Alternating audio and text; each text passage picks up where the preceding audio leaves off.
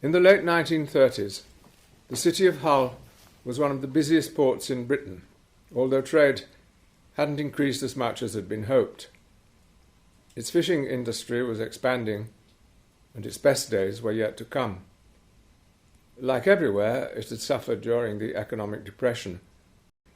There were new industries such as the manufacture of chemicals at distillers and surgical goods at spillers, important sources of employment in uncertain times. The workers often found themselves living in poor conditions. Slum clearances had begun in the 1920s, but rebuilding programs were invariably limited by the size of the city's ever-present public debt. As war loomed and the country readied for a possible German invasion, Hull, like the rest of the country, was issued with plans to make life as difficult as possible for the uninvited guests.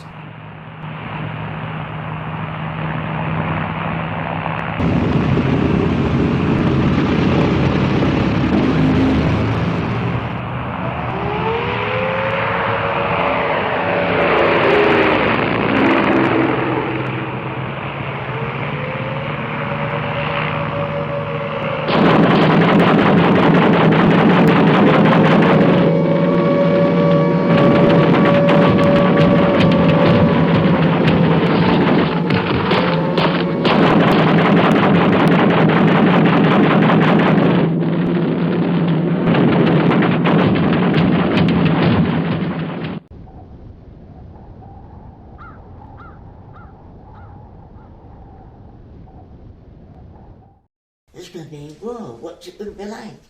You imagine it like the historical times where they all meet on a field, you know. It's not that kind of war at all. It's entirely different.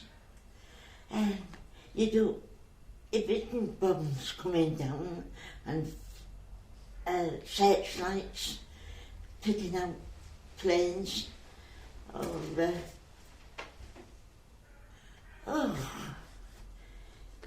you see, I was only a child. I really didn't know what to expect. Despite the wailing of the sirens, the clanging of the school bell continued, but consideration was given for those that had suffered the previous evening. Morning register was the saddest part if your friends suddenly weren't there and didn't come again. The bombers didn't call in the daytime, but you were ready if they did, with a gas mask and a shelter in the playground. To a world founded upon 4 essential human freedoms. The first... But at the school, the teacher had a big desk, the headmistress, and on this desk, at the front of it, there's a big sheet of paper, and it said the things we were fighting for, and there were the 4 freedoms: freedom from want, freedom from fear, freedom of speech, and freedom of religion. And we saw that every day when we went to school. The front of the desk was completely covered with this big poster. You see, the school that I originally went to got damaged in the war, and they didn't repair anything. So they put us with another school, so that already had its complement of children. So the classes were just full. It was because of the bomb? Because of the war, yes. Right. And this other school was a much smaller playground than we had, but we just enjoyed it. We had one of the refugees from Germany, a Jewish girl, came, and I don't think she came with her family, but she was brought, and one teacher spent all the time teaching this Jewish girl English because she was German. You know, I thought there were happy days during the war, but we didn't realise how serious it was, not when you're young. We used to practice this at school, putting your gas mask on, and I used to think, oh, I'd never be able to keep this on for a long while. I couldn't get my breath, and I used to, let me get it off. We had to carry them everywhere, as you'll know, if you've seen pictures. And the main thing was there was no gas attacks, thank goodness. My little brother that was 2 years old, he had one of them big ones, and you had to lay him in it and pump something at the side. I can just remember that vaguely. My brother would laugh his hat off if he could hear me talking about him. Well, no, because it wasn't far away. I mean, we used to walk just to the school there. But we were always frightened of hearing anybody being killed, any of our friends had been killed or anything like that. We were always worried about that. Naturally, because I mean, you're a friend. And when your friend wasn't there, you think, oh God, I hope nothing's happened to them. Luckily, I don't think I lost anybody. The teachers always told us, always called us, told what happened in the raid and things like that. So they were very good. I mean, there was raids when we was at school. And there was a shelter, the communal shelters in the schools. That's when we had to go in the shelters. I had no option then. Because, you were all sort of checked in, that was it.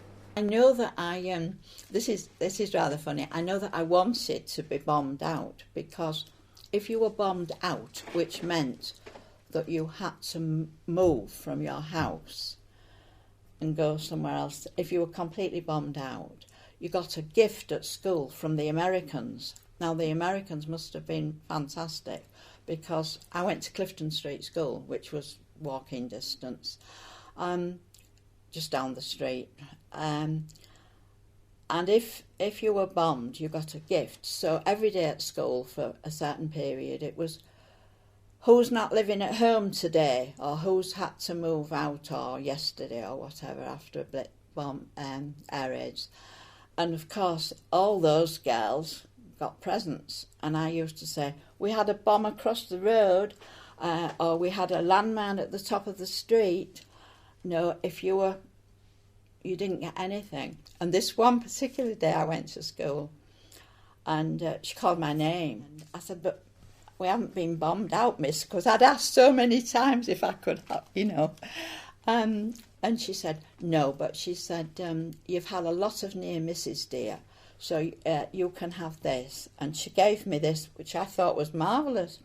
It was a weaving set with wool and little weaving. And I thought, because all my Christmases had come at once. I remember I spent hours with these pieces of wool and weaving. And most of our lessons at school, anyway, were about America. Because they were all coming into the war, and this country was not doing so well in the war, really. And the Americans were coming in, and we were told what they dressed like, the uniforms, what they were like, and all the rest of it. And they really did tell us a lot about America and American history. They chewed a lot of chewing gum, which they did. But the schooling didn't seem to matter in those days.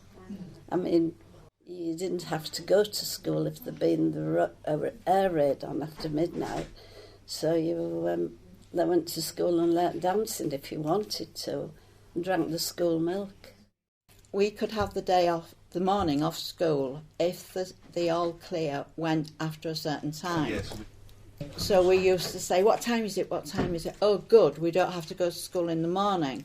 And if it was later, we didn't have to go all day, which was all we were concerned about, really. It's a wonder I know anything, actually, because... did you find that your schooling was interrupted? Oh, yes, very much. And we had to leave at 14 at elementary school. I didn't want to leave because we'd lost a lot, and I'd lost a lot before then because we came to Hull in May 1939. There may have been a war going on, but the work still needed to be done. There was an extra effort asked of everyone, and most people answered, some working full-time in the day, then helping with the emergency work at night. With the men away, women found opportunities they might otherwise have been denied, many finding positions with the town's big employers. I had that job, actually. We had a horse and cart. And we got down, I remember going down Osborne Street Boulevard, taking all the railings, knocking all the railings out. People would go and say, oh, don't do that. Get away. Can't do any other. And according, it wasn't used. I found out later on it wasn't used. I mean, all this business about aluminium for Spitfires. Bring your aluminium here, all this saucepans and stuff, frying pans, aluminium. big Spitfires, all they're putting it up and lift it. Never used. It's bloody propaganda. I did, when I worked at Robinson's, I got called up and I went to Erdington in Birmingham, outside Birmingham, and we made parts of Spitfires and Lancaster bombers there. And you worked from 7 o'clock to 7 at night for 2 weeks, and then 7 in the morning till 7 at night on the daytime. And a lot of people there and a lot of different departments. And we was in fancy box where they did all the fancy tins. There was a cutting room and there was the printing room and all different like that. So you all had a forewoman and she would come and tell you what to do and what not to do. And then when the war started, we all had to do air raid practice and we had to go up on the roof for incendiary bombs and things like that. On the night time, you used to have you had a team and you took it in turns, and that's what you did during the war. The machinery was ever so noisy, and I went home and said to my mum, "Oh, I don't think I can stay here. It's ever so noisy." So she said, "Well, if you don't, go back to the grocer's shop where you've been working." So I gave my notice in, and the foreman came and asked to look at me. You had to keep a record of your work and how many you did it, you know. And so he said, "Can I look at your time book?" And so he said to me, "Would you like a job in an office?" So I said, "Well, I've never done typing or anything like that." So he said, "Well, it's in the electrician's office." And anyway, I said, "Oh, well, I would try it." Well, that's whose job I was taken with had to join up in the ATS. Did they get conscripted to that? Did women get conscripted? Yes. Yeah. Well, I don't know whether she volunteered. Right. Yes, but at one they did as I got older because I just got conscripted when the war finished, so I think I was going to be a fire lady. Really? Yes, I'm fire. He said to me, "What school did you go to?" When it was a council, he said, "Hey, no chance." And of course, then they asked me the question every man would say yes to. Are you interested in guns? Well, I mean, every fella is, surely. So, of course, and that was your dome. You're in the RAF regiment. I thought, bloody hell, what the hell is that? Of course, it wasn't all work. There was still time for play. There had to be. Pre-war swing music continued to echo in the dance halls when you could find them, and feet tapped to tunes from both sides of the Atlantic. Where rationing limited what you needed, there was improvisation and laissez-faire. Even in the worst of it, life went on as best it could. In the mornings, where once you'd take a stroll, you'd take the same route, but now you'd be scrambling over rubble, sometimes choking on the dust, and try to make it business as usual. Landmarks disappeared, and fires were put out. It could never be the same, but it would still be there. I used to go dancing on Preston Road, a little wooden hut, call it St Aidan's. There was a band there, and you used to pay a silver threepenny piece to get in. But it was only light refreshments. There was no beer or anything like that those days. Did you miss that? Would you rather have had beer? Yeah, it'd be nice on a Saturday night. To the British restaurant down every street. You know, the Union Jack on there, British restaurant. That was the name of the restaurant. And you could get a really good meal in there for next to nothing. They got one down, I don't know, do you know Buckingham Street at all? At the bottom there is Dancing Lane. And there was a British restaurant down there, which I used to go to. Because McGonagall worked in there, I think. She worked on the counter. So, when I was on leave, I used to go there for a meal, to get a free meal. Was that something you need to hold? Were they all over the country there, the British restaurant? Oh, but yeah, it was all over the place.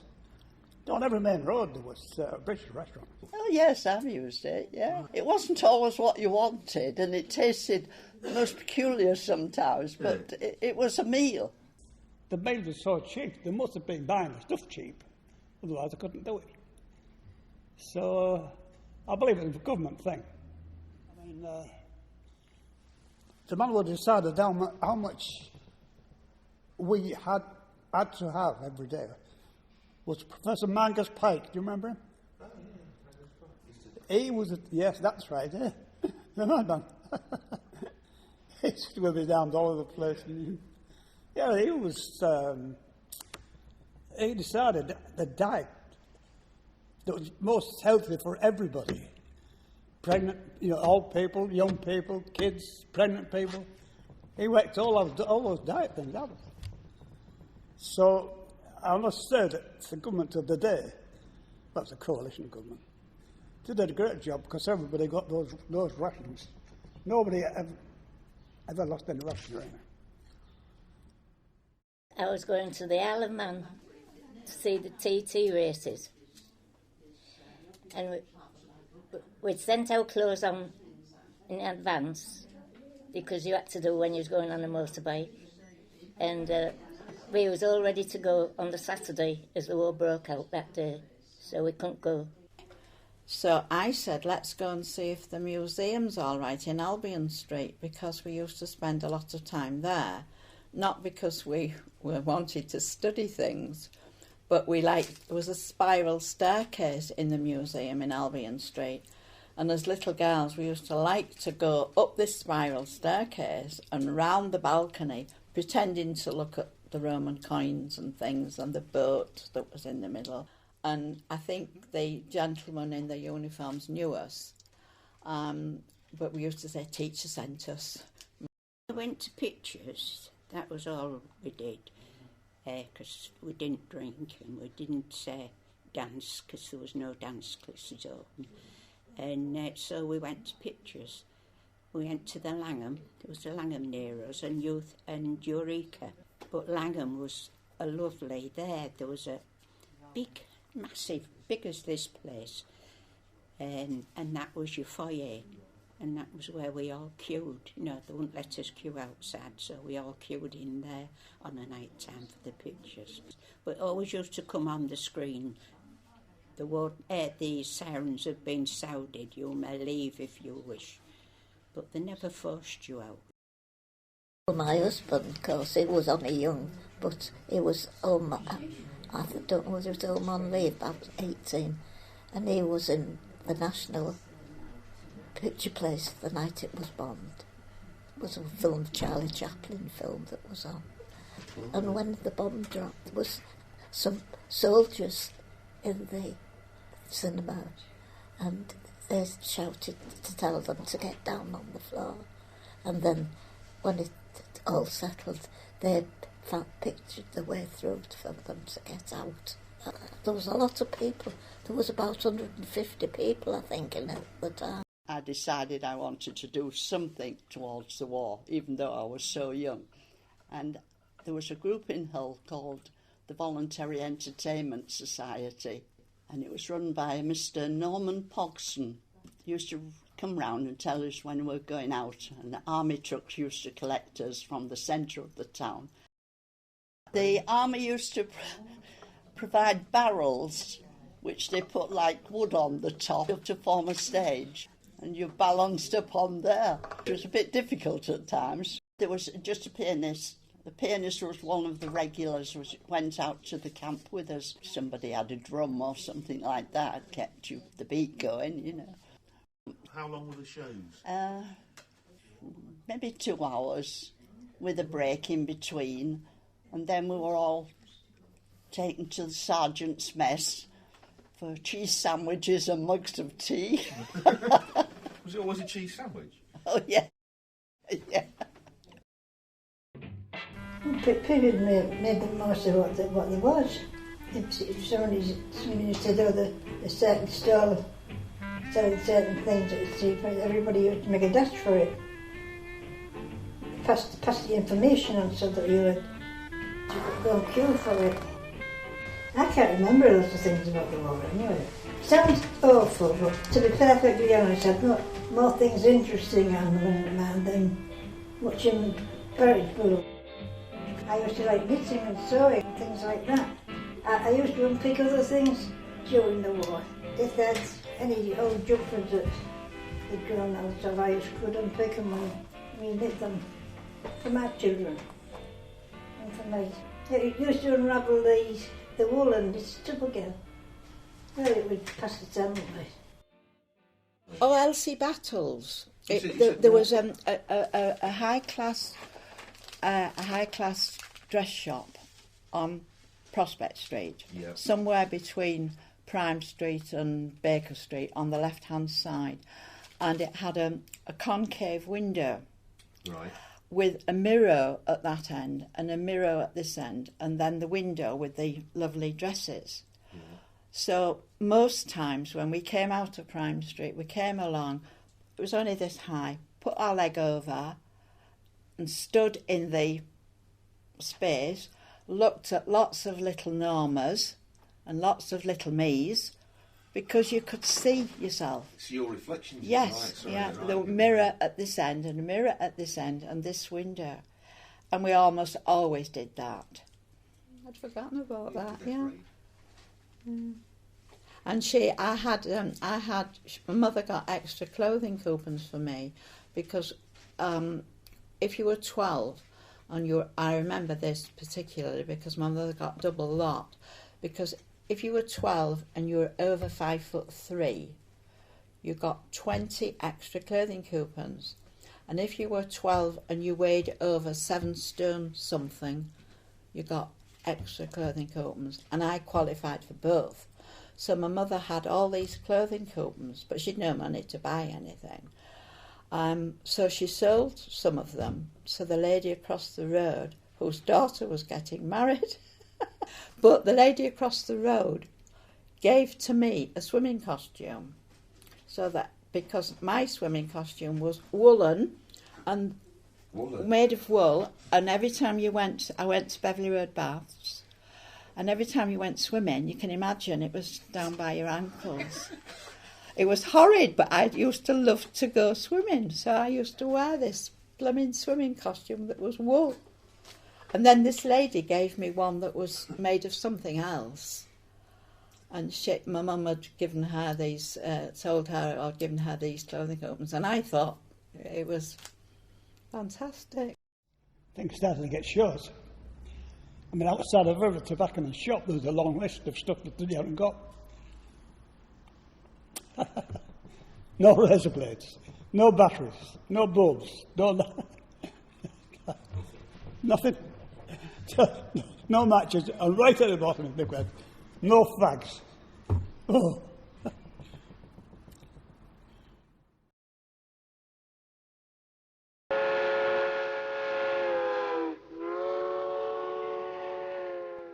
For some parents, when faced with the city's suffering, the sensible decision was to move the children away. Youngsters found themselves on train platforms in the middle of nowhere, in strange places, surrounded by strange faces, chosen, apparently on a whim, to be house guests in new homes. The evacuees' lot was safe but not always happy, and while schoolwork suffered, the hometown on the horizon continued to take a battering. That was a horrible one. Why do you say it was horrible? The guy there, I don't know whether I mentioned names or not, but he was crippled. And they used to send me for all the rations and everything else. And if I was ever late, he used to hit me with his stick. Oh, yeah. Horrible man. But my father came once to visit us and saw how bad it was and just packed my gear and said, that's it. Took me home. Just in time for the Blitz again, of course, actually. I said to attract it. Well. Got off the train, and the people used to come and they used to look at them, see, oh, they fancied taking with them. You know, if you were a little so-and-so like me, like, you were probably last in the queue and got the people who, you know. Right, so you weren't allocated an address before, A bit like cattle. No. No, they came, sort of looked and chose you. It was horrible. Horrible. Do you know why they did that? Was it just a question of just... I think it's just that, do you want to take, they sort of got round the village late and do you want to take an evacuee? They paid them, of course, so just went and sort of choose, if you saw a bonny little lass and me next to him, they'd take the bonny little lass, they certainly wouldn't take me. And was that because, as you say, the raids were getting heavier? Well, possibly so, but no, knowing my luck, I was always back to the rage. They all put me aside in the quiet time, and then as soon as a big rage, I was back home. Well, I suppose... As I said, and I think Hitler had it in for me somehow, Well, it's personal then. Yeah, it's personal. But in a way, I suppose I was quite lucky because I was picked by the lady of the house, and when I was taken there, it was a nice bungalow at Foxholes, and it was her and her husband and a girl of approximately 14. Whereas some were picked by farms and had to do more work, where I didn't have that. But I used to go and help on farms in the summer break, where we used to stack the corn and do all that sort of thing entirely, yes. The schooling was different because you didn't get the same schooling there. You just had the basics, more or less. I mean, sometimes they used to come with plasticine to make a model and that type of thing. I'd been in the last part of the war, I was on evacuation again, came home and I knew nothing about maths or English or anything like that. Well, when you was on evacuation, the schools in the countryside, they weren't bothered about evacuees. We were surplus to requirements, I suppose, but we weren't very well educated. They didn't much care about it. When I came home, and I went to neighbourhood school actually, and I was so thick I couldn't believe it. I went into the seniors and I went 1C. I remember being 1C, but by the time I finished, I was in 6 specials. So I was doing extra curriculum then. Pretty rough on evacuees. Well, sometimes they were all right, but lots of them were always getting thumped and getting... Were they not keen to accept you then? Well, when I went to Holmes-Boyne, that horrible one, I did get in with them, funny enough. The Parkers, the Smiths, I got on well with them because I'm the type of person who really can get on with people, so I did get on with them pretty well. But when I was at Dunscroft there, they were terrible. They didn't like us at all. My granddaughters, when they want to know about it, and when I'm telling them about it, and they say to me, "Grandma, were you evacuated?"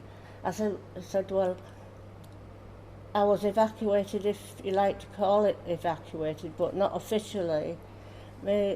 Kathleen, that's my other sister, one of my sisters, and myself, my auntie and uncle lived in Bridlington, and we went to stay there while the height of the bombing and that was on in Hull. And we stayed there for about 9 months. Oh yeah, we was evacuated, me and my sister. We went to Doncaster on a farm, my brother went to York, But yeah, we was on a farm, it was nice, but I wanted to come home, I wanted my mum. I was only 8. Did they get you working on the farm, or were you just... Oh yeah, to help, we had to help out a bit, and that, yeah. Chickens and that, getting the eggs and all like that. Did you enjoy that? Oh yeah, something different, wasn't it, you say? But when I went on evacuation again, I went to a place called Dunscroft, near Stainforth, and totally different. My Uncle Jerry, in actual fact, I've got a cut-in at home when this bloke called Jeremiah Mannix, who used to look after us when we was, before he got moved to Doncaster, they looked after us, and they were really nice. But after the war, when I was in the army, I saw this thing, it said Jeremiah Mannix beaten and robbed by this man, took £30 of him. And I thought, Jeremiah Mannix, what a name, that sounds like Uncle Jerry. And I rang the Hull Daily Mail up and said, well, we'll find out. And we went to see him, and it was Uncle Jerry. And he said, no, then I'll be. I said, good God, the donkey's here, God, really recognise me. And so the Hull Daily Mail came round and took photos of us sat together, old war comrades, me, Well, not nice, that.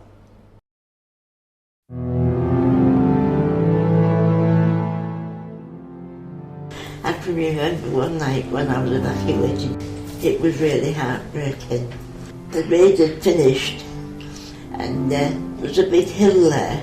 I can remember standing on this big hill and looking towards Hull, and all we saw was a wall of flame. Oh, it was terrifying. It was like being in hell. And it's how I imagined how hell would look like. I just thought it's gone. Hull was gone.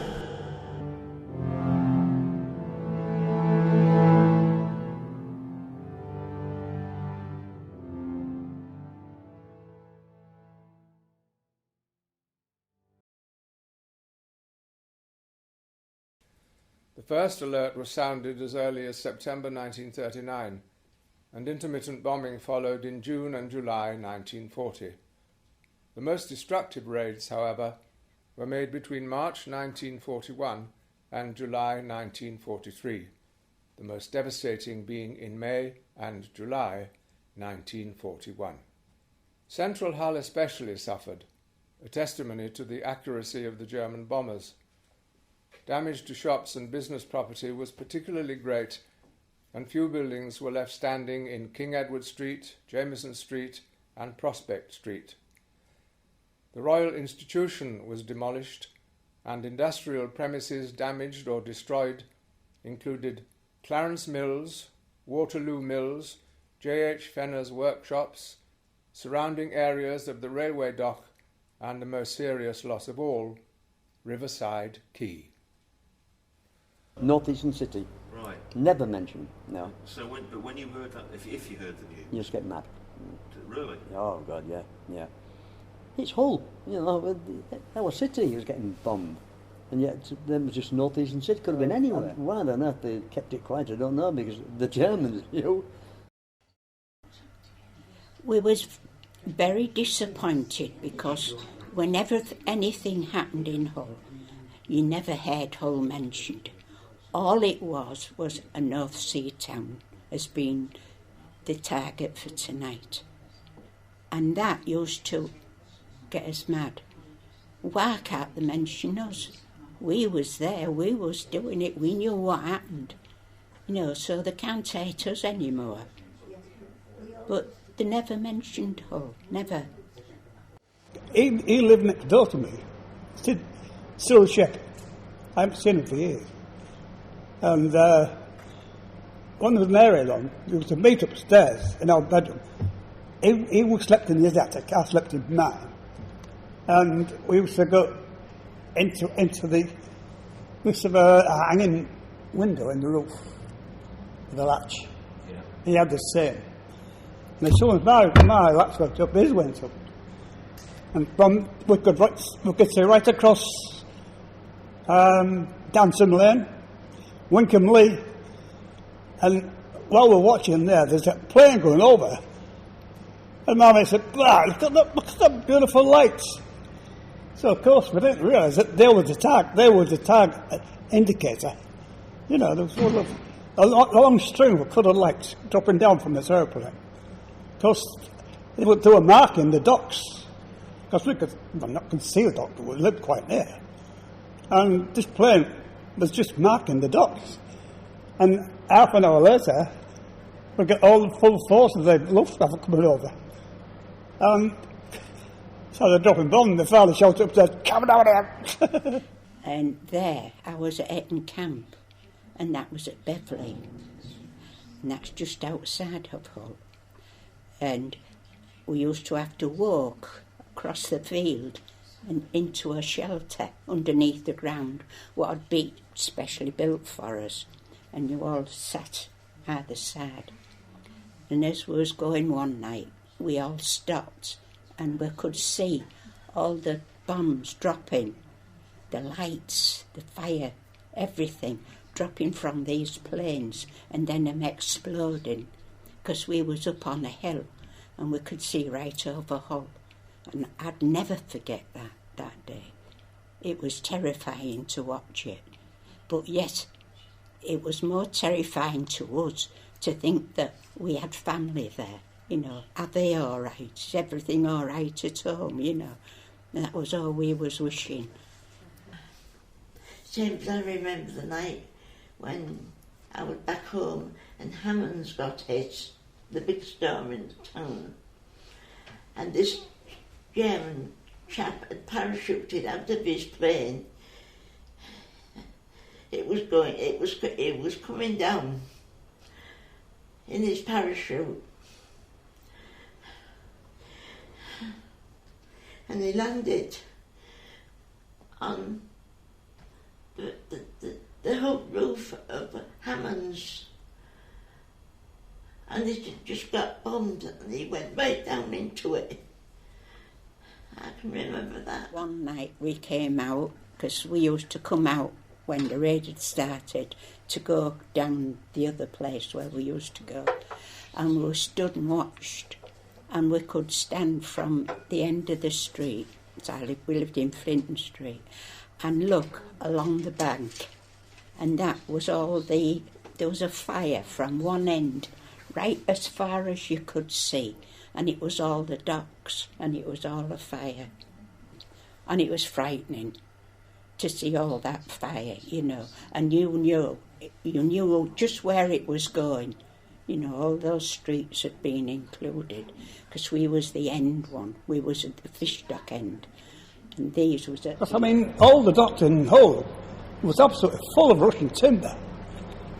You know, especially out at docks, there was three piers there, taking nothing else but Russian wood. Down. And my husband had to go and see that they was all safe, because they was all live when they hit the floor. So I went with him, and this was about 2 o'clock in the morning, and we went round and he was checking them all to see that they was all right, and I was following him. There was a big light in Costello Park, just at the back of us, that used to shine up. That's where they was trying to bomb that, you see. The plane came over before the buzzers blew. And my mother said, go and open the door, go and unlock the door, dear. And it was a passage to the living room, you know, front door, two up, two down. Front door, down the passage to the living room. So I go down the passage to unlock the door, two locks, latch and a lock. And just at that moment, the landmine must have dropped on the Shellmex building on Ferrens Way, and blew all our windows out, blew the door, lifted me bodily into my mother, who was coming out of there. It almost knocked her over, the blast, and I was all right. You know, so... but my mother said, we're not going to the shelters, I'm not leaving the door open and the windows in. Oh, yes. My mum used to take her insurance policies and marriage lines in a little purple box, so she would say to me to open the door and lock the door whilst she got that, you see. But we didn't go to the shelters that night. We was bombed out twice. You know, when we was bombed out from there, we went somewhere else. They used to get you a play. At first, they'd say, "Are you got any relatives that you could stay with?" So we'd stay with relatives for a bit, and then they'd find us a house. And the house we got, you always had to make sure that there was a shelter handy for you, you know, because you knew that on the night the buzzers would be going. And we looked at the shelter and said, "Oh, sorry, you can't come in because it's fully with the people." So we had to find somewhere else. But that night, that shelter we was going into, it was a bomb on it, all was all killed. Where do you go when it's bombs that are falling? The council built shelters in the streets. There were shelters in the gardens and even indoor shelters that doubled as tables. I remember the night when it was a really bad raid. I was in for hours and I had to stand up because there was not enough seats for all the old people, you know, the old people what we had then in Wasson Street. So I remember standing up for a long while. This was the last area shelter that I can remember during the war, but we had a brewery before that, Mose and Robson's Brewery, which was great fun because we used to run on the barrels in the cellar, you know, going down to the cellar and run on these. That was Mose and Robson's Brewery. That was just a stone's throw away from us. And then when the air raid shelters were built in the school that was across the road from where I lived, which was St Charles Roman Catholic School, we went in those air raid shelters at night, because if you didn't have a garden, we only had a yard. So, like a lot of the people that lived at like North Hull and wherever, they had the Anderson shelters, but we only had a yard. It'd been a jam factory, being a jam factory where kids used to play in it, and I don't know how it started, but decided on a night when we was having the raid, they'd go in, Then it ended up with having beds put in and curtains round to be private. You used to have buckets under the bed for night. When you got to go. Yeah, night. Yeah. Then you had the long terms running on the girders all the way around. They never used to like air raids when it was full moon, and one night that it was a full moon and it had been shining on the top of this building, and they thought it was the enemy got in, so the army came with bayonets ready. Yeah, we saw all that, but it was a reflection of the moon on something. Thought it was spies, on the top of the building, so it was ever such a big building, What if you didn't care for a shelter? Plenty of folk took no notice of the bombs and stayed in bed, or made do with their own improvisations. But we never went in the shelter. You never went in it? No, went in the gas cupboard. Or right through the wall you went in the gas cupboard? Did you really? Yeah. Did you? Yes, if there was water, we went in the gas cupboard, yeah. Did your mum and dad go in the gas cupboard as well? Oh, yes. My father was first in. He was been through the First World War. I never went in the shelter. What was a shelter? I never went in the shelter. Right. No, I'm a bit of a beggar. And I remember once I fell off the damn emplacement and cut all my head open. Look at it, it's just my head. But anyway, they put me on a jeep and brought me home on a stretcher. And poor old mum thought I'd been injured in the bombing. What did she do when she found out it wasn't that? Give me a good clout. The only thing we got was we had a gun on a lorry used to come round, a pom-pom, Beaufort gun.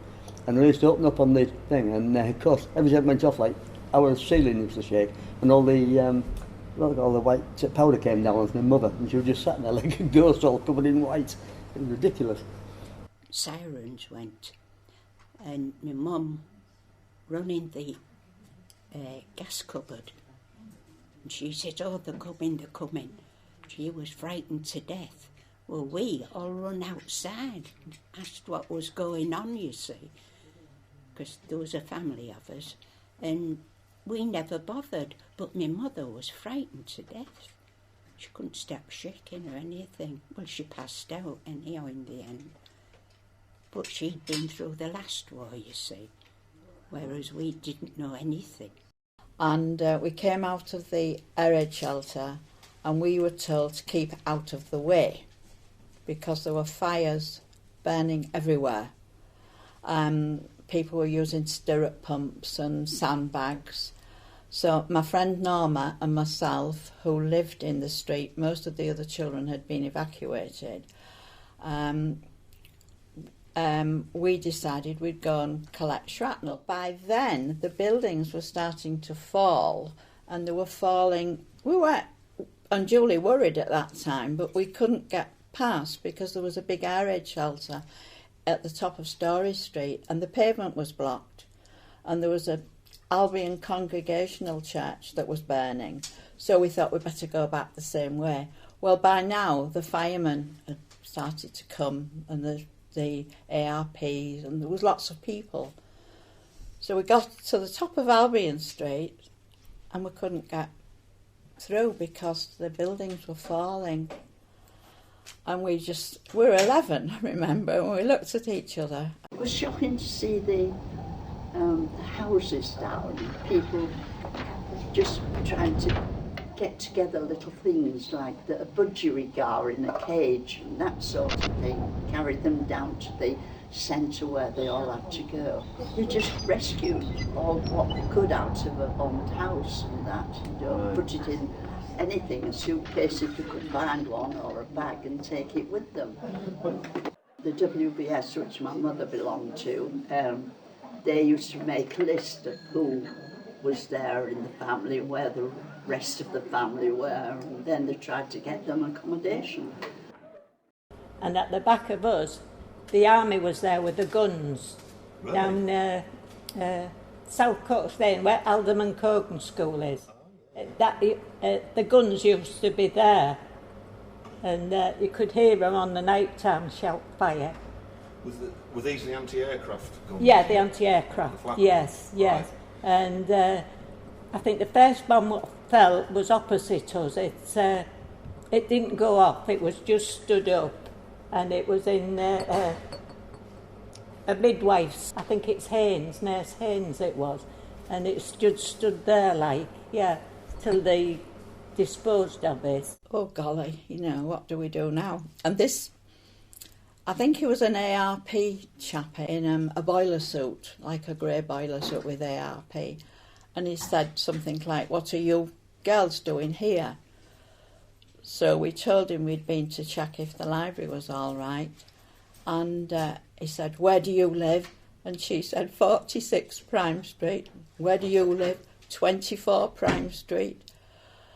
So he heaved a big sigh and he took her hand and my hand, and we climbed over all the rubble that was then falling from, there was the infirmary and all the shops along there, Prime Street. It took Prime Street, top of Prime Street, smacked us gently round and said, "Don't ever do anything like that again." So we went home. We're in Prime Street. She lived at the top end, I lived at the bottom end. So we decided we'd let our parents, our mum, think that we were the other mum. So I never told my mother till I was about 45. Really, it was bombs all over Prospect Street and nearly wiped out. It's a terrible place. All I could smell was soot and brick dust. And in East Hull, I bet there wasn't one full window anywhere. The windows were, they got that short of glass, they had to cover the window with black tar paper with a little window. And anybody's house you went in, you were in the dark. In the daylight, My sister was going to Blackpool. She'd just had a baby.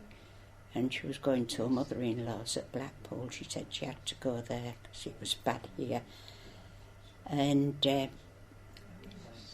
so we got up real early the day they blitzed.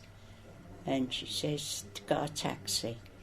But we couldn't get a taxi anywhere. There was no taxis. So we had to walk it to Paragon Station. That was right down Hazel Road. And all we was doing was walking over debris,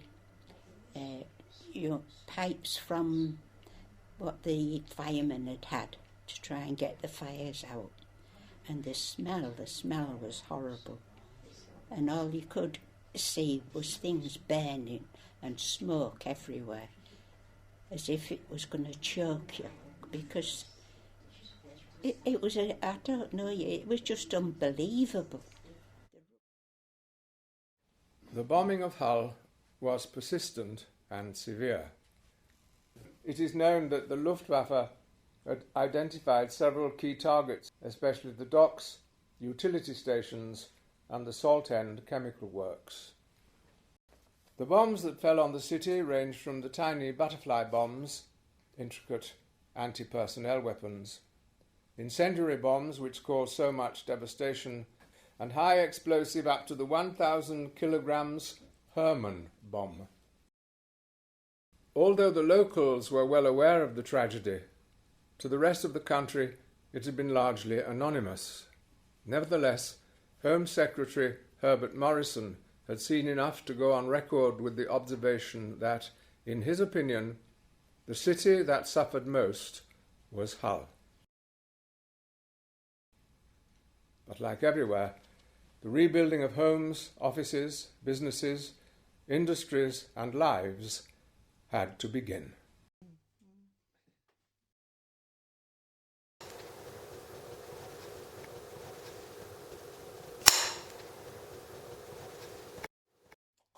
So what else can I tell you? I think that's marvellous. Very good. I did make a few notes whilst I was in bed. We're going to have to try and reunite you with that woolen bikini, I think. Sorry. It wasn't a bikini. It was a darned one as well. And it was pink, and my mother had darned it. Sounds like torture. Yeah? But you didn't think about it. All I wanted to do was go to the swimming bath. Very good. Very good. I was on my granddad's barge, and I was only about 6, and you know what were called barrage balloons. I said to my granddad, I want one. And he said, you can't have one. I said, well, I want one. And he said, Betsy, you can't have one. I said, well, I want one, Grandad. He said, well, you can't have one, you're slipping, you know. Did you get one? No. And went to the Plaza Cinema there. And I remember being in the Plaza Cinema when that was hit with a bomb. And all the screen went funny. And we all had to get out and get into the shelter then. Was nobody injured? No, not that I know of. No. So the bomb hit the cinema? It hit somewhere around about the cinema. Right. And all the screen and that went. So we all had to get out and get in the shelter, yeah. Where was the shelter? Somewhere around about, I can't tell you, I don't know. What was the film? Can you remember the film? No. Did you get your money back? George Needler, he said, he said to me, go with Fred and Tom down there. He said, they'll put you right. I said, right, okay. He said, hey, wait a minute. What do you mean, okay? Don't you mean, okay, sir? Oh, I said, my sailing days are over, mister. Don't you mean, sir? Just fought the bloody world to stop that kind of thing. Yes. Thinking back, I would not have missed it. I'm pleased I went through it, because you learnt an awful lot about life during the war, which you didn't know. You started off as a kid, but when you finished, you wasn't a kid anymore. I wouldn't like to go through it again. No. It's just when you'd sat in that shelter thinking, is it coming down on us or isn't it? I mean, even now, if you were like a siren on the television, you sort of turn over inside. Really? When you hear it. No, that still affects you now, then? It still affects you now, yeah, if you hear a siren, yeah. Well, you see, you had to go careful with your money and things like that. It was the end of the war, and people looking for jobs, and when was started courting, well, they want the furniture really. You had to have coupons for furniture, utility coupons and things, yeah. And during the war was still on, of course, I used to open the front window of the house, you know, and all the children used to gather round outside, and it was me playing Old Johnny, you know, playing all the old songs, Tipperary and Pepper Trouble. It was the happiest time of my life was that when I was playing for the kids. It really was, and they enjoyed it. There's only the 3 of us at home now. I says, can I go on board? So she says, what's board? What are you talking about? I says, well, I've been talking to some of the ladies at work, she said, and they all buy their own clothes. But she said they all go on board first. So I said, I give you so much of my wages and I keep the rest. So I said, I think I was earning about £4 at the time. I said, if I give you £2 and I keep £2, because that was £1 more than what I was getting. I says, and then I can buy my own clothes. So she said, oh, it sounds all right. She said, we'll try it. And we did do. Anyhow, it turned out all right. She let me have a bit more if I wanted anything. You know, she'd help me pay for it and things like that. But when the lads come home, I said to the lads, are you going on board? Well, they both, what's board? I says, well, I pay board to my mum now. So they had to tell them what it was all about. Oh, and they thought it was a marvellous idea, you know. So, oh, yes, we're going to do that. So Mum says, yes, OK, you can all do it then now. She said, we've been doing it all this time. She says, we've got used to it now. But I thought, well, that was for me, it was the first thing I'd ever done on my own. It felt like growing up, you know, and I joined the growing up class.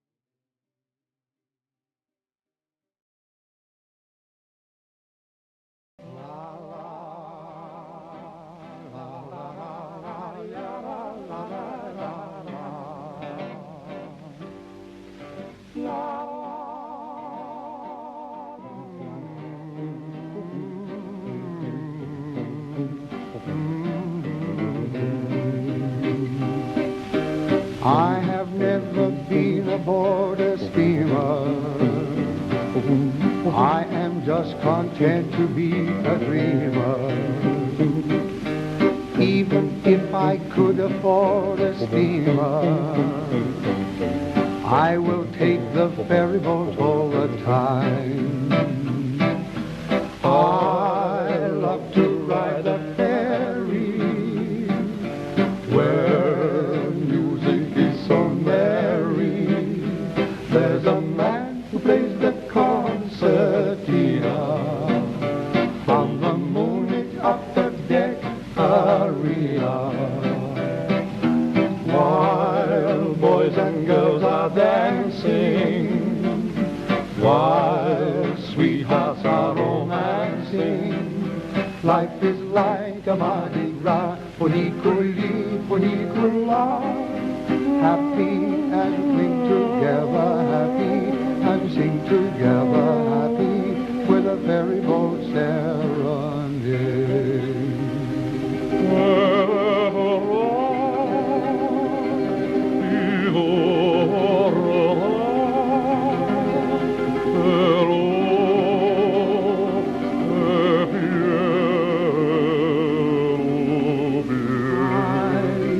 Love to ride the ferry where music is so merry.